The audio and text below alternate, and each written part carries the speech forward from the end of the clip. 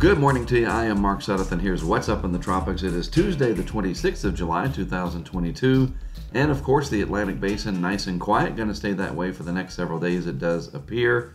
Meanwhile, in the eastern Pacific, you guessed it, another tropical storm. This is Frank now, on the way to becoming a hurricane eventually. And then there's another area to the west-northwest of Frank that's practically got no chance of developing. Here's the track map for Frank, going to stay well out in the open Pacific, eventually becoming a hurricane, it looks like, and then it'll remain well offshore, so no worries for our friends over in Mexico. Satellite animation this morning, there is Frank in the southeastern Pacific. A little bit of a blow-up of shower and thunderstorm activity in the vicinity of the Bahamas and portions of the Florida coastline there, the Florida Straits between Florida and Cuba. Not really expecting much to become of that, but if you're out there boating or enjoying the beaches, just be mindful that those thunderstorms can produce gusty winds and occasional frequent lightning. Look at this off the coast of Africa, a very well-defined tropical wave.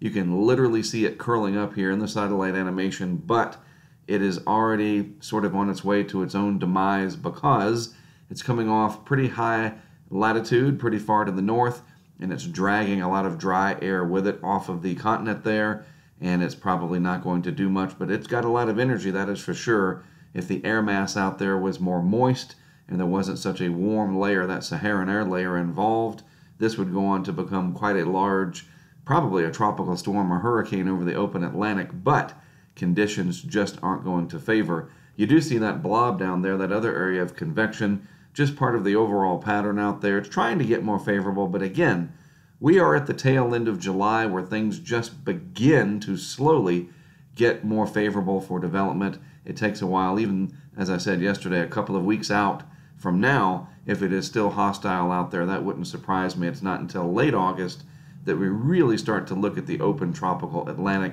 for prolific development. And we can see on the vorticity signature, there's Frank in the eastern Pacific. Not much energy in the deep tropics. There are a few areas, and you have to watch these. You never say never, but the global computer model is generally not picking up on anything over the next several days. Now this is interesting, the sea surface temperature anomalies. I've been traveling in the desert southwest, but I'm keeping an eye on things, of course. And out in the deep tropics here, right off the coast of Africa, across the Canaries there, those water temperatures have warmed in recent days because of the change in the pattern out there. So the main development region here is starting to warm up as we get towards the end of the month and into August. And you see that cold strip to the north in the subtropics.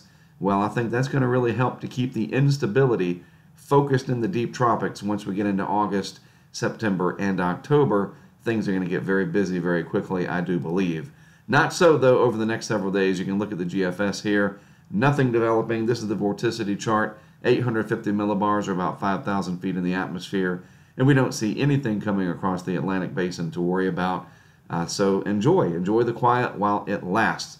Again, I am in the desert southwest. I'm doing some kind of work on the monsoon out here, studying what's going on. Today, I will be in southern Utah, northern Arizona, eventually making my way down to the Grand Canyon. And we do have a pretty high threat of flooding up here again today. You know, as we saw yesterday in southwest Utah near St. George. With this video, the monsoon can certainly be beneficial, but it can bring some flash flooding, and sometimes that can be impactful and even deadly if people are not prepared or aware. All right, I'll keep on top of that, plus what's going on in the tropics. I'll post another one of these What's Up segments tomorrow morning. I am Mark Sudduth. As always, thanks for watching. I'll talk to you again tomorrow morning.